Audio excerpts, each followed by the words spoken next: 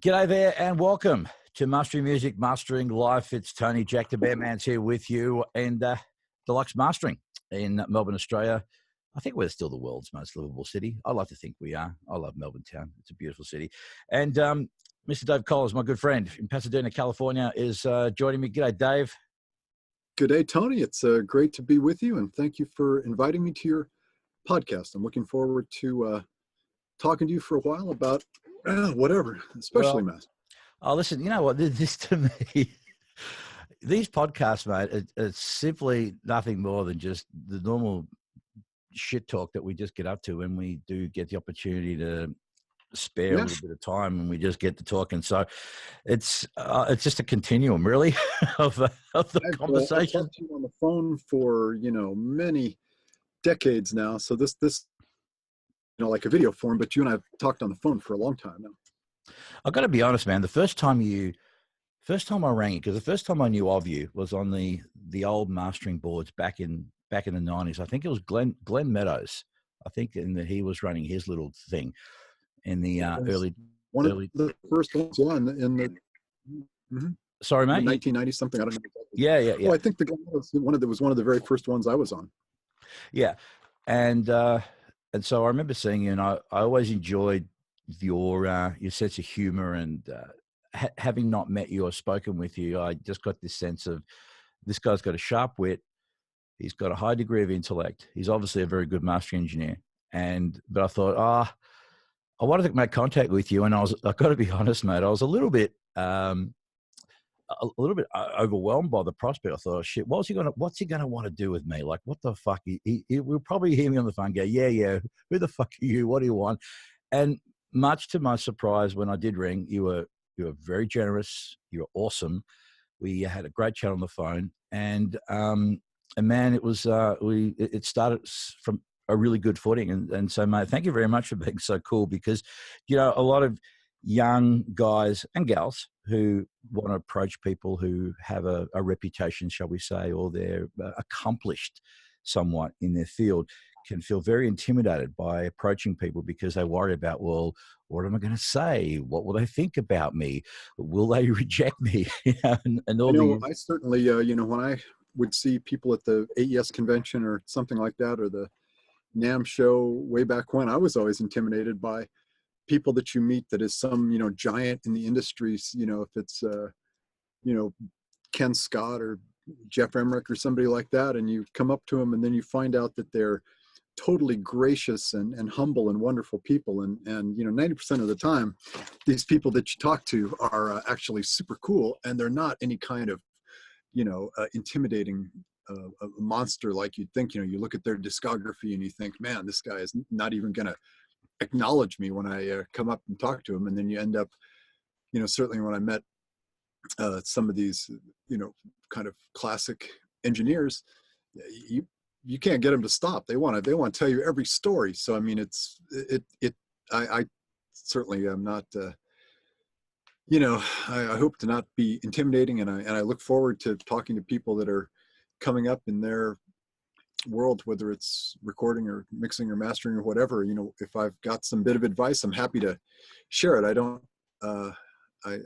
know why people would be any other way, frankly, but I guess some people are, intimidating. Well, it can be, but I think for most of us, especially when we're younger, we the story in our mind is, well, who are we? We're not good enough. What will they want to say to us? We have no business to be speaking with them, because either we're not clients, or we have no business to bring, or we're not on the same level in terms of career or knowledge. And it's an understandable fear. I guess that's the point I'm trying to make. But it's also very flattering too, at the same time, when someone comes up and says, I liked some record that you worked on, and sometimes it might be something from 25 years ago. I find it very flattering. I think it's it's great to be recognized. It's great to be associated with projects. I'm completely fine with that. Yeah. Well, I guess we were saying earlier on that you still to this day get comments about Soundgarden Super Unknown, which is the 25. Yeah. years later. Yeah. Well, actually, forgive me. I don't want to. I don't want to be one to correct you, Mr. Collins, but actually, about 30. I think it's actually 30 Oh, now. what's You know, another what's a 5 decade years? between friends? Uh, Yeah. uh, Uh, uh, that's a long time ago. And when I think back to sort of the circumstances surrounding that project and my own kind of, place in the hierarchy of mastering, that is a case of being in the right place at the right time. And it's that simple. I mean, I knew what I was doing and I had a good setup at that time, but it was a record that had been mastered a couple times at other studios and the band wasn't happy. And my relationship with the A&R department of A&M Records at the time got me the gig. They got me an opportunity, and I still get work to this day, 30 years later, from that record, and I like the way it sounds. I still do too, man. And I know it's there's been a new version of it that had come out, and while I've enjoyed the album anyhow, it's a bit like yeah, I know we've talked about this in previous times, but this whole remastering thing. Mm-hmm. I'm remastering of albums for me it can be a little bit hit and miss, and I've often found that if I've enjoyed an album, I've enjoyed it, and I can understand why it's done. It's a marketing thing, and it's a great money Sure. grab, and I completely understand that, and I have no issue. It's more work for the industry and people who are involved in the process. But Yeah. you know, for example, Super Unknown for me, that album, the original incarnation of the album for me, nothing comes close to it. Same thing I could be said with my all-time favorite album is Back in Black by AC/DC.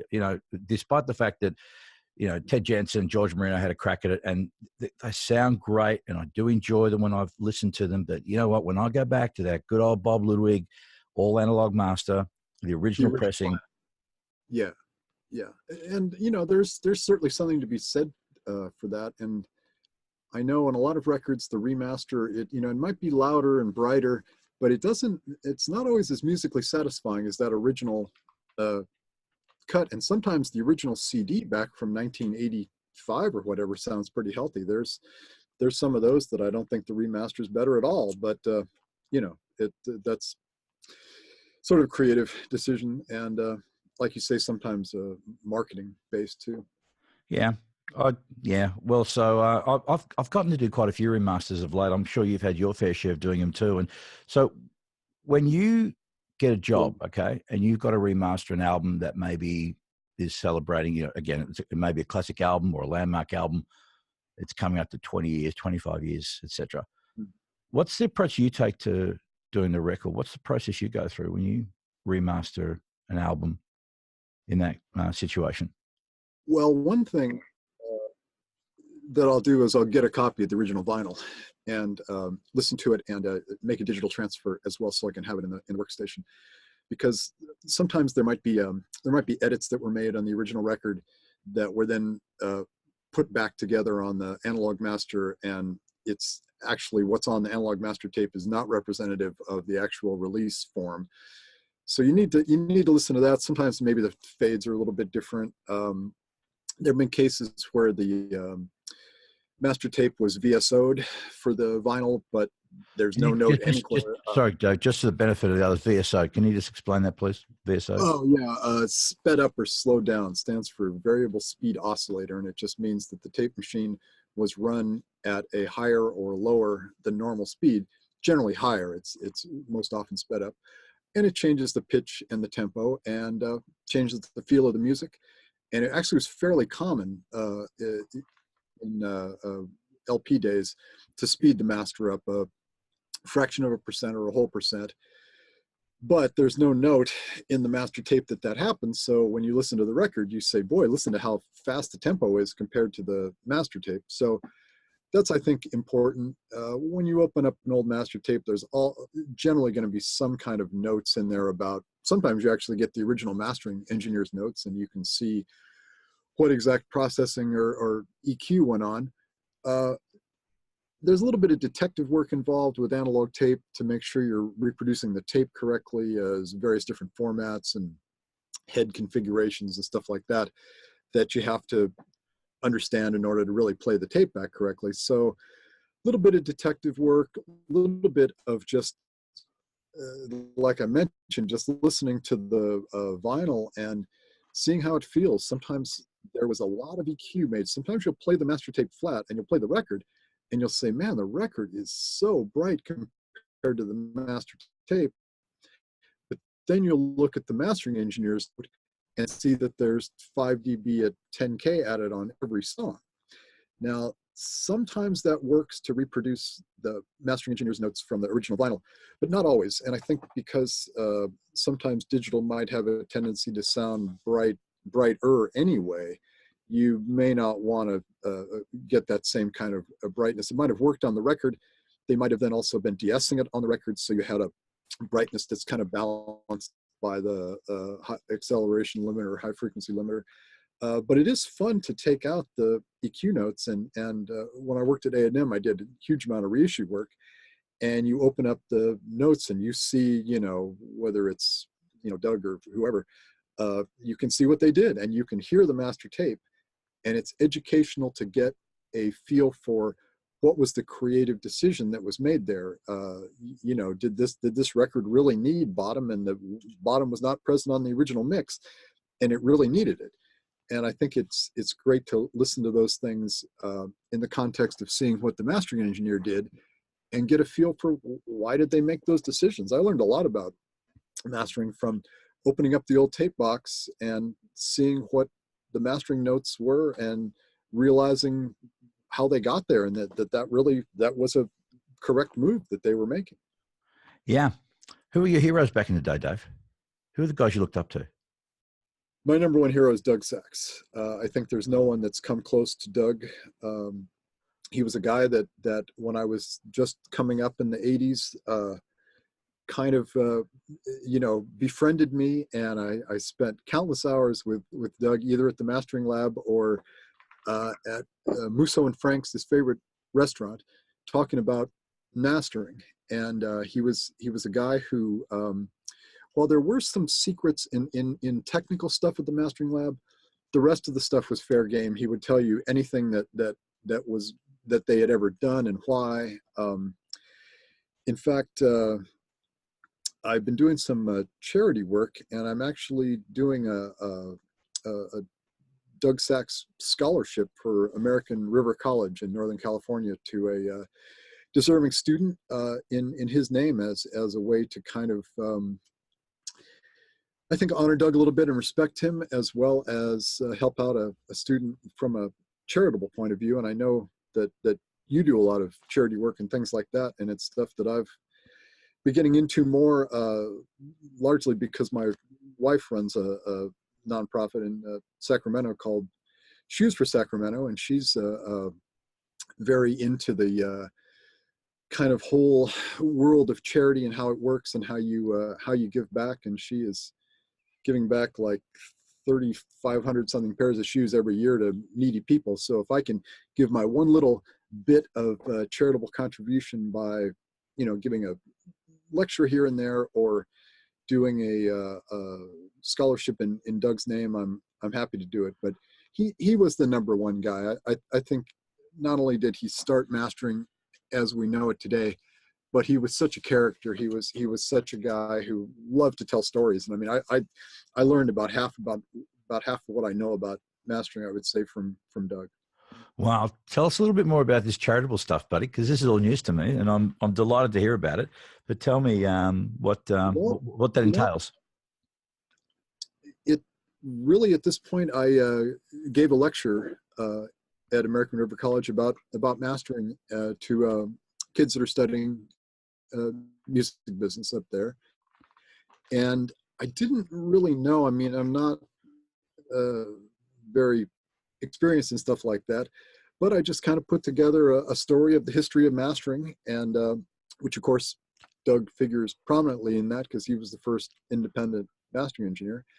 And you find that the students know kind of what mastering is in general terms. They sort of know, but there was a lot that they didn't know because what they've learned from the internet, and it's all wrong.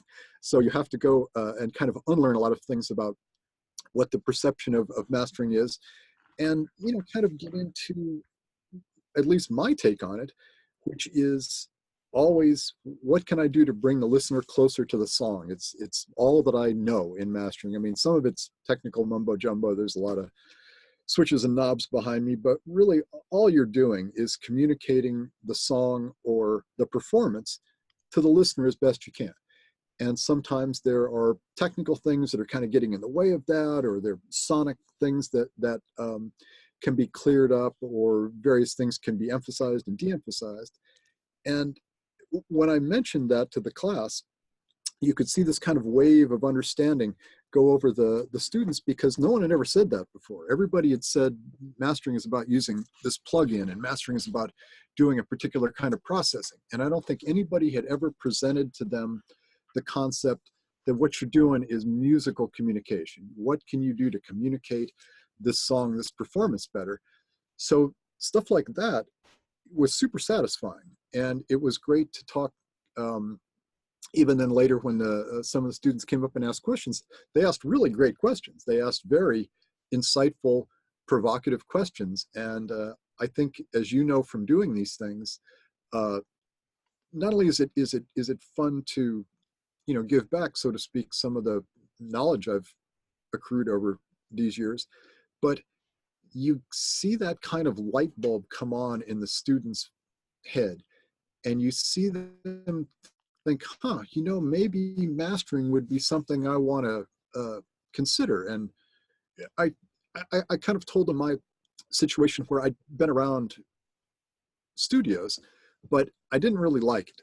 But when I found out that mastering was something that you could do, I took to it immediately, because it fits my mentality. It fits my makeup so much better than listening to that song 200 times and punching in the guitar solo all night and comping vocals and things like that. I don't have the patience for that kind of thing.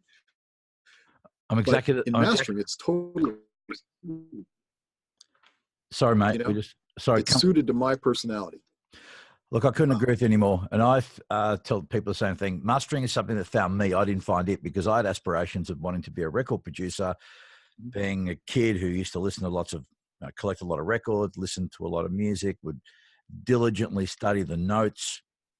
Yeah. And of course, you'd always see, people like Bob Clearmountain and all these big name engineers. It was always, the power station on, Sure. Abbey Road, what have you. I had no idea what mastering was. And when I first saw the process, the first thing that struck me was, goodness me, this is a very quick process. And I thought, well, logic dictated to me that, well, if I got to work on a record that I didn't particularly like, it wouldn't matter, because the next project that would come along 2-3 hours later probably would be something I'd like more, as opposed to being on a session that could run for 2 or 3 months, and music they didn't like, band you didn't like, people in there you didn't particularly like. And I agree completely. And I think it's a good thing that mastering exists, because it fits your and my personality very well. And it's certainly true. You know, even if it's a super involved project, it definitely doesn't go on for months like it does, when you're actually recording and mixing it. I mean, a week is a long time for a record. So I think so. Generally, it's a day. Yeah. Typically, I get asked a lot this question. I'm going to ask you, typically, how long does it take you to get a track done? And I know that's like asking how long's a piece of string, but... it depends. Give me a range. I don't know, half hour? Yeah. I would say that's about 20 minutes to half an hour. I would say you pretty much got it done within the first 5 to 10 minutes. You pretty much nail it. What it needs. I think you know what it needs immediately. And then it's just a matter of just a few fine tweaks. And then it's like, let's just try this or let's just try that. But yeah, I mean, I would agree with that. And I think the more I've done it, the faster that I am, and the better the room is. And the room I have today is so accurate and communicates to me so instantly what the track needs, that it's faster than it used to be. I have a sound in my head. When you first hear the track, I have an idea of what it can sound like. And I think, after you've done it for a long time, you sort of imagine what the end product is going to sound like. And then the process of just kind of dialing in that sound I hear in my head to where what I imagine it can sound like is what comes out of the speakers. That's really the the trick, the thing in the new studio is that I trust implicitly what I'm hearing, so there's no guesswork. You know, that certainly is speeds the process up, because if you think it needs a 30 hertz filter, you put a 30 hertz filter. There's no fooling around with what does the bottom sound like, which is kind of a situation I used to have in the past, where you knew something needed to be done, but you didn't exactly trust what you were hearing. And that today I do trust absolutely what I'm hearing.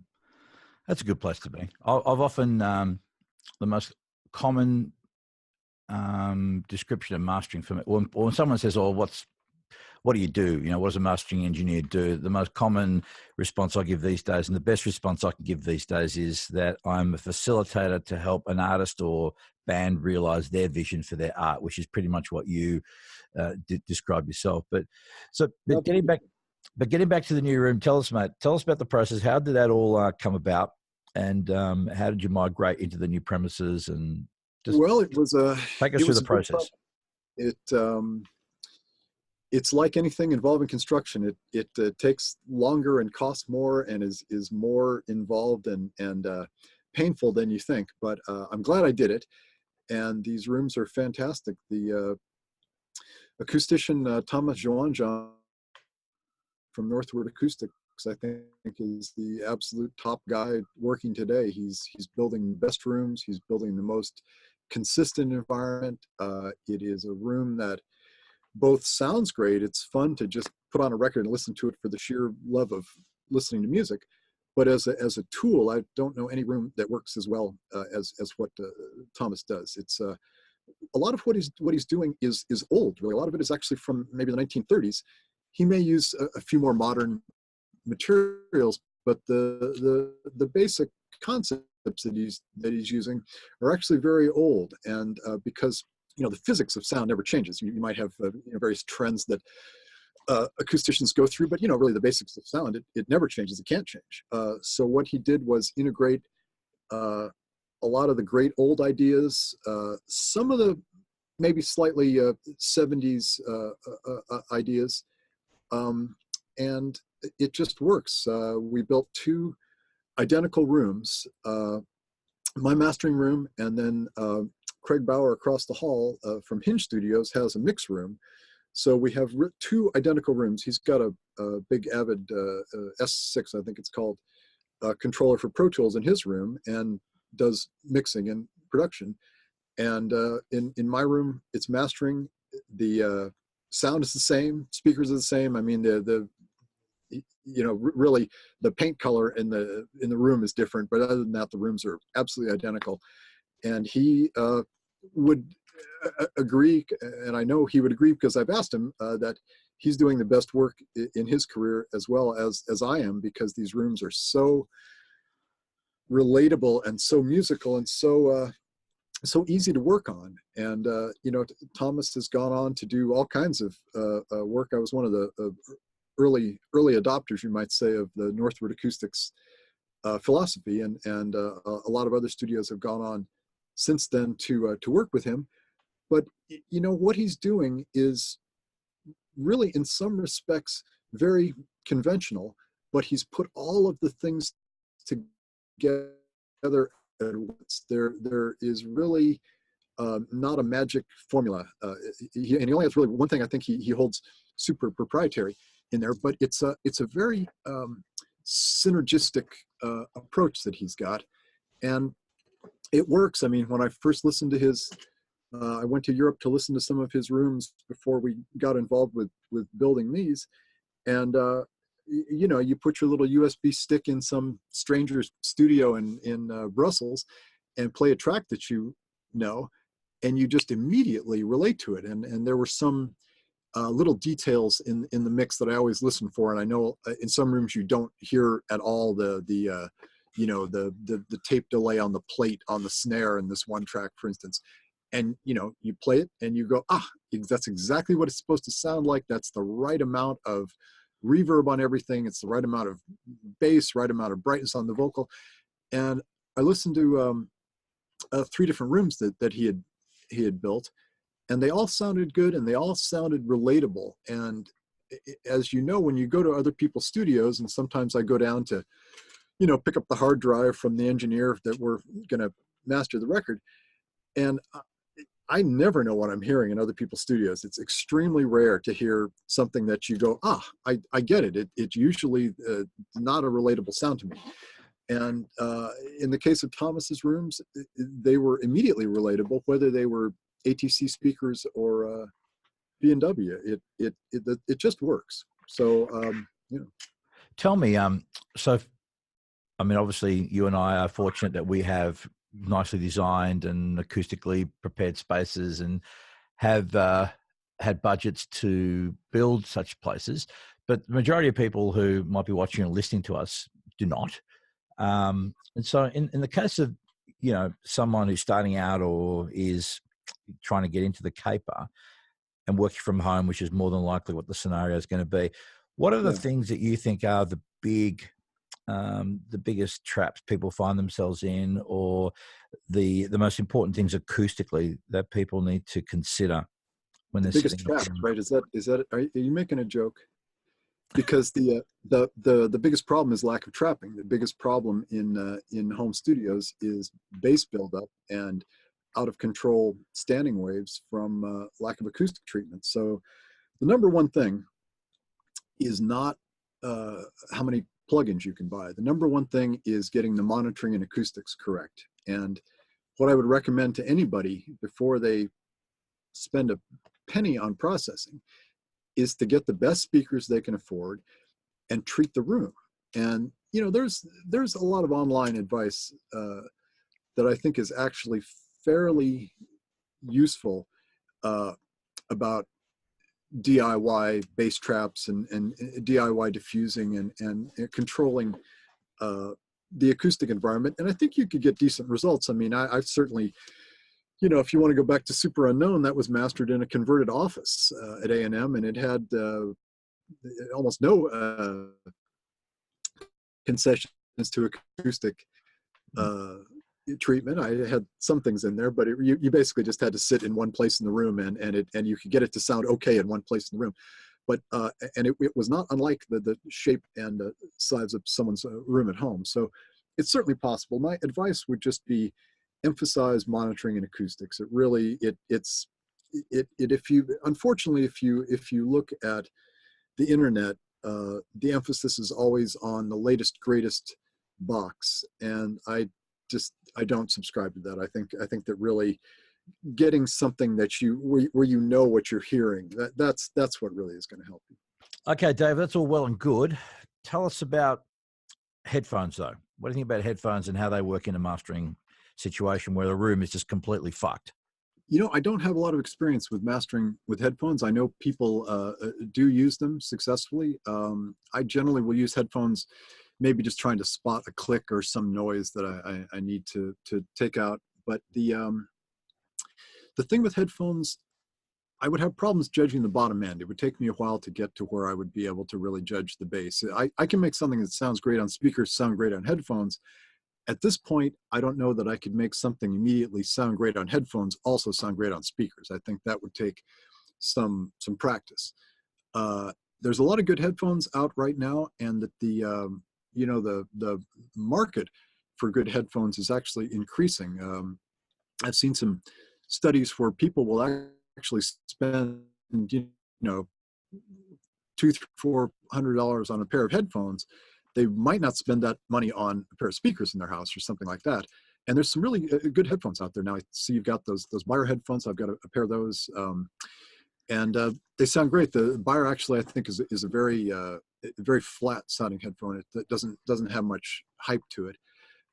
There are other ones that do have a lot of hype, and as I've been in a hi-fi shop and listened to a bunch of different headphones, and there's some that are way brighter than reality. There's some that are all bass and all top. There's some that are just bright, period. And maybe that sells headphones because you put them on and you say, wow, listen to how clear and crisp everything is, but it just wears me out after 5 minutes. It's too sizzly, too much everything, and it's a little fatiguing. But there's quite a push for headphones right now. I see people walking down the street with you know, a pair of $500 headphones plugged in their iPod or iPhone or whatever. So I think there's a lot of people using headphones. I couldn't really give you any personal experiences about mastering with them, but I know people do use them successfully for mastering. Yeah, they do. Headphones to me are one of those things that I listen, like you, maybe for a click or an edit or something that's Yeah. forensic. Yeah. Or occasionally, if I just want to do a little evaluation on a mix to see how it kind of sits, it gives me a reasonable idea as to whether that Yeah. mix is ready to be mastered to a point where you can deliver some value. But Mhm. I've got a feeling 20, 30, I mean, I don't have a crystal ball, but I think 20, 30 years from now, we're going to see more and more headphones coming into play, and we will see the mastering studio, I think, will evolve or devolve, maybe, depends how you want to look at it, going from what we have here into, I think, a portable app on an iPhone. I think we're going to see more AI. I'm not saying that the mastering engineer will become, as the human will become extinct, but I can't help but feel that because kids, again, you know, you and I grew up in a different era. We grew up with speakers and hi-fi. It was a primary entertainment source for us. Yeah. Now kids don't live in that world. They're living with a portable music device. Music is becoming more of an adjunct to something else they're doing, whether they're on social media or gaming or what have you. It's definitely true. There's more distractions for your attention than ever. That's for sure. Yeah, and so there are more and more, the more and more money's being spent on headphones, and so they're living more in that world. So I can't help but feel that that will become the new norm, if you will. And so I don't think it's going to matter as to whether the mastering you do will translate well speakers to headphones. I think it'll just become more and more the headphone world and less of speaker world. Sadly, that's the way I said. Yeah, maybe cars. I mean, perhaps cars, you know, will probably still be a valid audio Yeah. playback, Well, and clubs and television and, you know, internet and whatnot. But yeah, cars are still a big place for people to listen to music. I think it's one of the biggest environments, and I've heard some really great sounding car stereos. I mean, I've heard some car stereos that you probably could master a record on in some fancy cars that sounded surprisingly good. And so I think that definitely is a big place where people listen to music. Certainly, computer speakers, which are usually not that great. That's also a fairly large segment of where people are listening to music, but headphones definitely, yeah. yeah. What's your take on near field monitoring? How do you go? How do you navigate that little? You know, I've had it before. I had near field and far field monitoring at my second room at A&M, and I think you could do about 90% of the job on it. Um, it, I think in general in mastering, if you can have a full range large system like you have or I have, it's preferable. I think the near field monitors, there's always going to be a little bit of guesswork in the bottom end, like we talked about earlier, that you're not going to have when you've got a full range system that you know goes easily to 20 hertz or below. The near field was good in some ways because it's such a microscope and because you're only 2 feet away from the speakers. Any little change you make is very obvious, and I think there was a time when I maybe needed that more than I need it today, because it's a good learning tool because you really are just in a microscopic world. But at the same time, I think it's a little less useful from a musical point of view because you're literally too close. You're too close to the sound. You're too close to the speakers. And my personal philosophy is, as you get back from the speakers a little bit, you actually are able to hear everything at once in a better way. And as I always say, the art of mastering is learning to hear everything at once. That's the number one skill a mastering engineer has, is you don't listen like a recording engineer. I only listen to the song or the performance. I don't listen to the snare drum sound or the vocal reverb or whatever the recording engineer listens to. I hear everything at once. And if you can learn to do that, I think it's a extremely valuable skill to have in mastering, because you learn to listen as the fan listens, because the music lover, the music fan, that is in fact how they listen, how everyone listens, whether they know it or not. They're listening to the song, the emotion. How does that make you feel? What is the performance doing to your psyche? That's the whole heart of how to listen as a mastering engineer, is how to learn to listen like a fan. And if you can do it, I think it's very valuable. And to me, getting back from the speakers helps with that whole experience. Now, I know some people can do the entire mix, the entire master on near field speakers. I personally, as I got to a 100% far field presentation, I enjoy it better. I think I do a better job, and I think I hear the whole of the performance better that way, more effectively that way. Yeah, I've tried a whole lot of different things over my career as well, and I just never could get my head around near fields. And the problem I always had with near fields is that, particularly when you had an attended session, right? This is when it really became a real bugbear, was when they'd say, look, it sounds fucking great on the big guys, but when you bring it downstairs, I'm feeling I'm lacking, something's lacking that wasn't quite there. And so you dial a little bit in to try and bring it, that representation better in the near fields. Oh, that's great. Then you throw it back up on the big ones and, oh, it's a bit too much. And there'd be this back and forth thing. And for me, it's important to me that I try and keep a certain level of freshness of listening when I'm working on something. Like you said, I want to try and imagine what it's like for, Johnny Punch Clock, when he hits play for the first time, because you can only listen.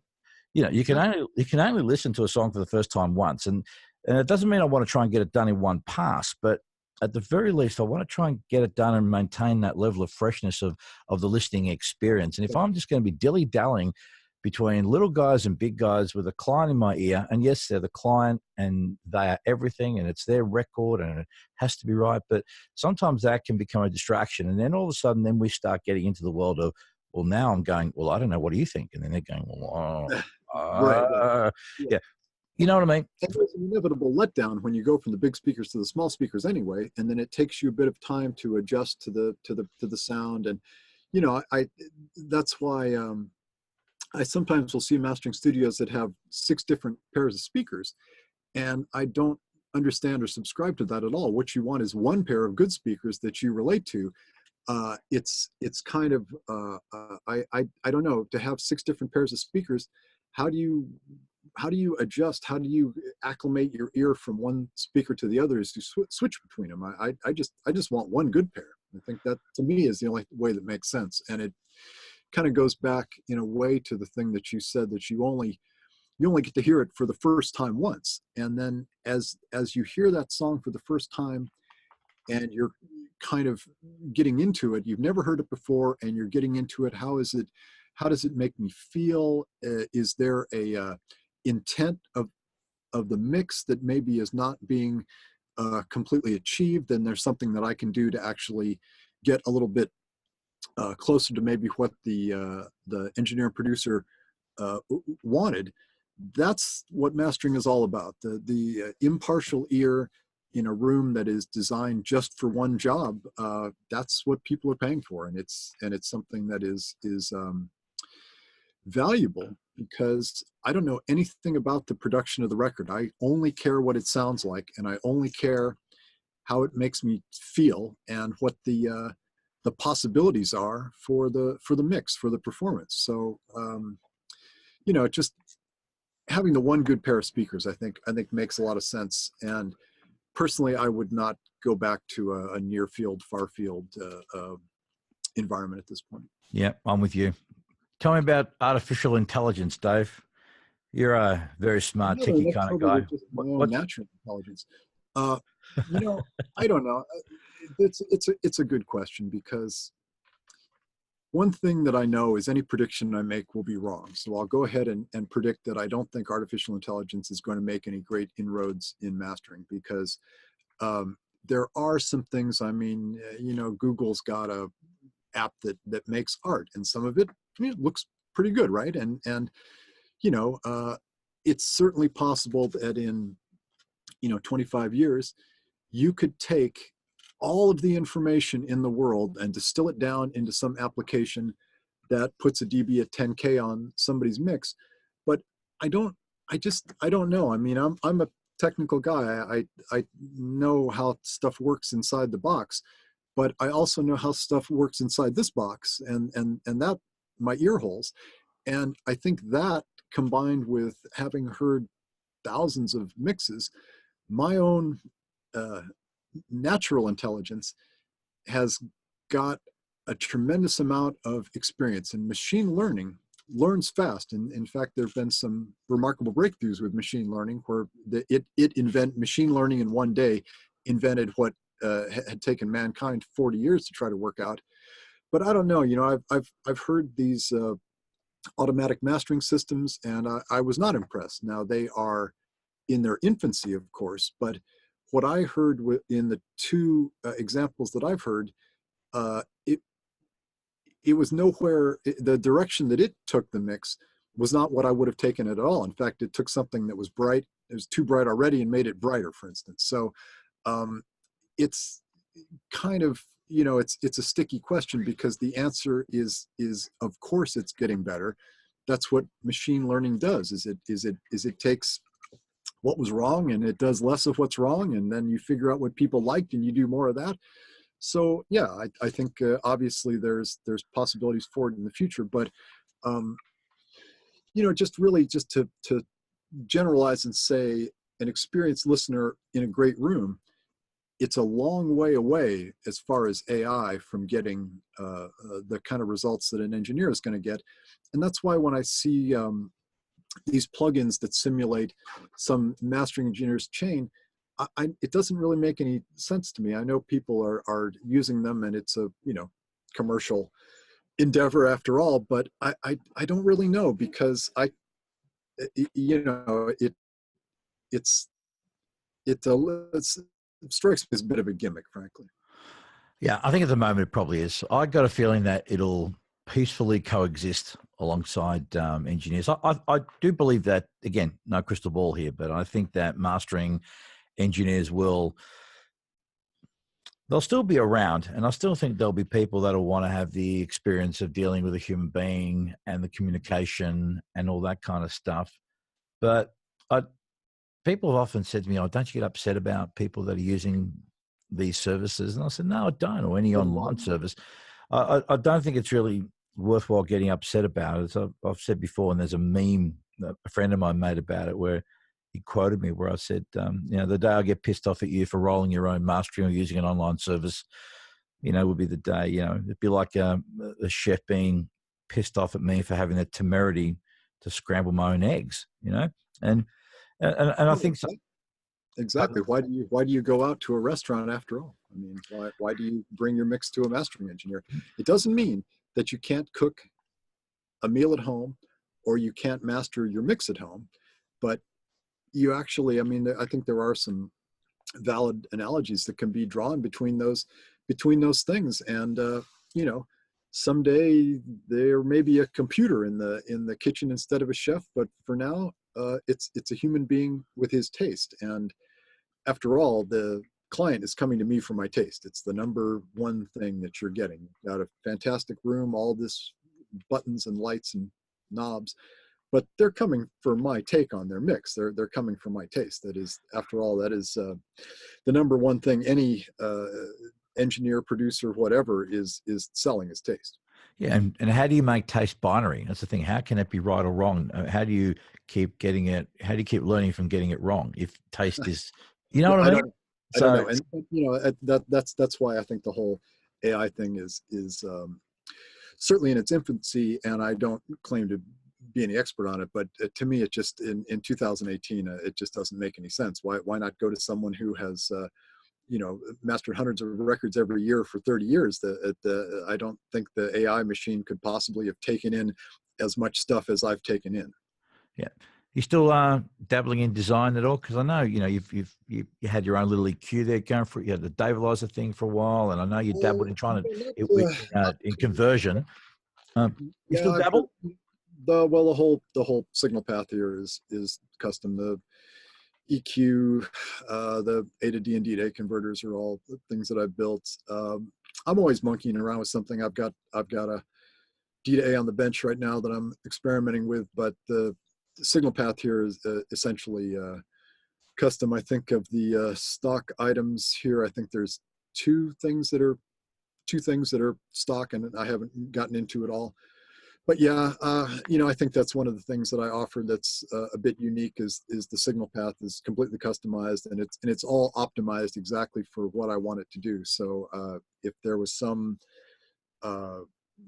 say high pass filter that I liked, I will, design and develop a high pass filter circuit that I think works in a particular unusual way, and then have it built to the standard that I've wanted to be built to. And I'm extremely happy with how everything has come out here. And I know I'm doing the best work of my life right now, but I've also got the best signal path right now, as far as A, being 100% clean if I want it to be 100% clean, and B, if I want colorations, having colorations that I think are useful and maybe don't have as many negative side effects as some colorations that I used to have. But yeah, it is one of the unusual parts, and something to go back to what we talked about before, that I learned from Doug Sachs, that if you can have custom stuff,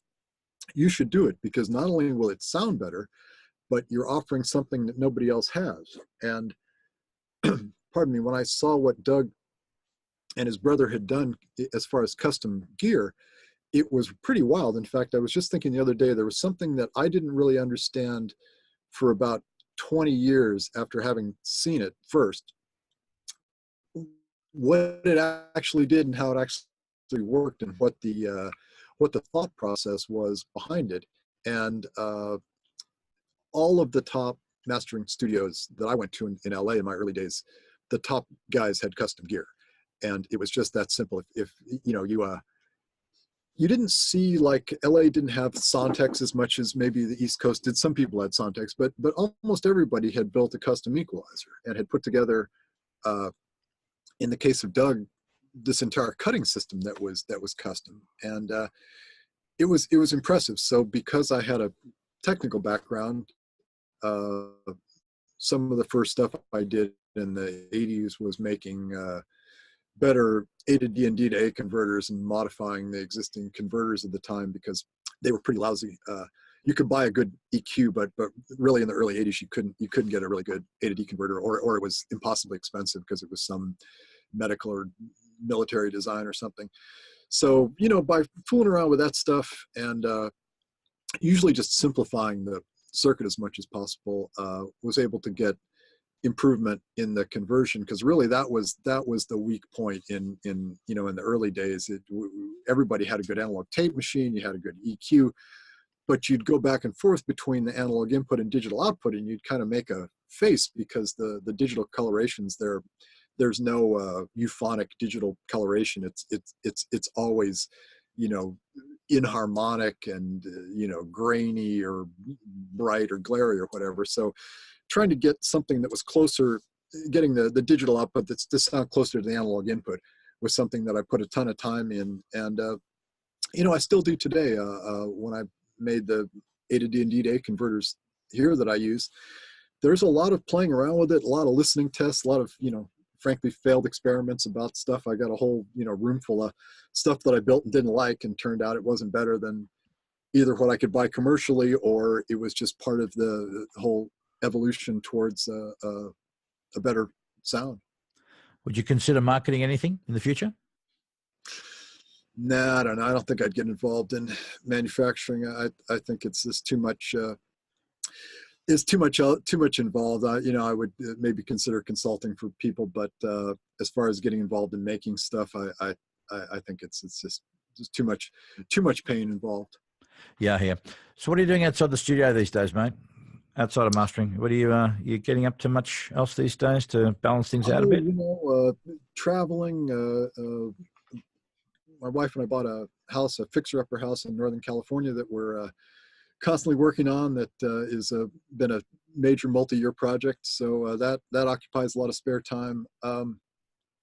Like I mentioned, I'm getting more into charitable work. I've done did a project for a choir called the RSVP choir. I always have to remember the Reconciliation Singers Voices of Peace, RSVP. That mastered their choir CD, and it sounded great. I mean, these people can really sing, about 20 piece choir, and that was also involved with my wife's charity, giving shoes to people in need. So that's fun. I want to do some more lectures. I know I've watched some of your lectures and seen some of the things that you do, and I think I'd like to get involved in that a little bit more. It's kind of, a little nerve-wracking at first, but I think, like with anything, once I get going, I kind of do okay. I've usually got something that I can talk about, so that kind of stuff is fun, and love to travel. I think that's my number one recreation, if given some spare time, to go to some new place, some new experience. Yeah, because Americans aren't exactly renowned travelers. They don't. I mean, I don't think a lot of Americans even have passports. So, so tell, also, huh? well, they're also known as people that are maybe not the best travelers, because they go to another country and they want to know where the McDonald's is or something like that. But I think Christina and I, as travelers, are people that we've gone to a lot of places, both, exotic and, non-exotic, and just, being gracious and understanding, and realizing that, everyone is really looking for the same things in life, wherever you go, wherever you travel on the planet. That I think it's easy to not be the ugly American, and even if I can't speak the language, I think it's a shame that people don't travel. Americans don't travel as much as they might, and that sometimes when they get there, they're maybe a little bit, loud and rude. Tommy, I did enjoy some that footage of you driving that Ferrari. How was that experience, mate? Because you and I both like our cars. So well, yeah, I love cars, and you can go and rent 20 minutes in a Ferrari. It was great. You're on city streets in Italy, so you're really not opening it up, but for 10 seconds. But yeah, you can rent the Ferrari by the half hour, and it was fun. I mean, there's a number of videos of people wrecking them in that same driving school too, because it is a supercar, and you're never going to really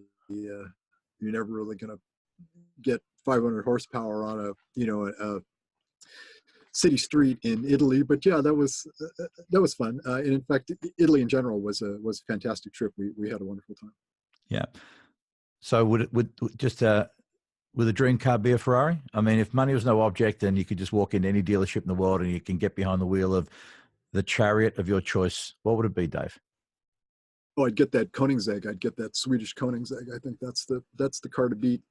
It is a bit off topic from mastering, but that's the cool. Super car of all time. I'm not even aware of it. I'll have to send me after this podcast. Send me a link and I'll go check it out. I'm just going to stick with a boring old. I'm just going to stick with a boring McLaren P1, and I'll just be boring with that. That'll definitely get you to the store too. I think that will definitely get you down the street. There's so many great cars. Who even knows today? I don't know. Yeah. All right, my friend. Well, listen, on that note, I'm going to bid you adieu. And so thank you very much, and so much appreciate your time and input, Dave, as always. Anytime. And thank you for asking me. It's an honor to be asked. And, I am at your service. If you ever want to do this again or talk about anything specifically, I'm happy to do it. Well, we shall. I mean, I'm hoping over time as the podcast grows, and even though it's called Mastering Music, Mastering Life, and right now I'm speaking to, mastering engineers, but I want to speak to more music industry people, and I want to talk about music stuff. I want to talk about a little bit, we just touched on cars and travel and a little bit of stuff like that, because I think that it's good to talk about again, shop, if you will, and technical aspects of work and philosophies of work. But I'm really trying hard not to make this podcast a tutorial based one, if you will, or just strictly Yeah. on the fundamentals or the technicalities of mastering. And I'd like to get a little bit more insight into the person I'm speaking with, and about life philosophy and what they maybe life lessons or outside interests and the other stuff Yeah. that beyond their reputation or title, if you will. And so I think that's so great, and I definitely subscribe to that. And talking about gear, it's just so dreadfully dull. I mean, it's you can go anywhere and talk about gear. Who cares? To talk about philosophy of your job, or how you came to be a mastering engineer, whatever it is, that is interesting to me. Talking about the knobs and the buttons, I couldn't care less. yeah. Well, thank you for indulging us anyway with respect to that and all the other stuff too, Dave. And as always appreciate your time. Thanks for being so gracious and generous. And mate, we will speak with you. We'll speak with you very soon. Yeah. All right. Thank you, Tony. It's my pleasure. Thanks. Thanks, DC. Talk to you later, my friend. Adios, amigo. And there you go, Mr. Dave Collins. What a wonderful chap. What an intelligent chap. What a mighty fine man. So thank you very much for those of you who have been watching us on the YouTube, Facebook, and listening to us on iTunes. You can subscribe to Mastering Music, Mastering Life when you can. Thanks very much. I'm Tony Jack the Bear Man. Have yourselves a good one. As always, say please be nice to each other. But more importantly, be nice to yourselves. Love you fuckers. See you later.